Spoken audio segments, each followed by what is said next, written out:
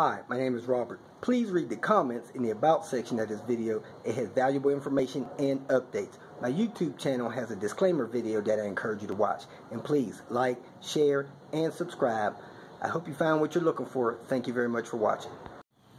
In this video, I'm going to show you how to replace a few light bulbs in the tail light assembly of a Volvo C70. Probably the same with most Volvo vehicles. The bulb, you pull this stuff back away from it. You unscrew this by hand, and then your light assembly thing, I guess you can unplug that if you want. Get that out of the way.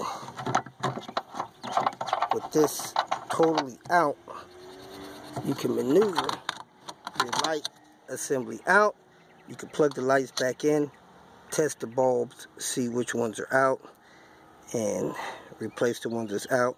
Then work this back in, put that screw back through there, and plug your electrical connector back in.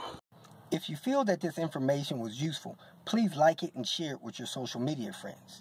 You can subscribe to my channel so that you will get notifications of future videos that I post. You can follow me on Twitter, and if you need to contact me directly, please visit my website. And if you have any questions, leave them below, and someone or myself will reply to them. Again, thank you very much for watching.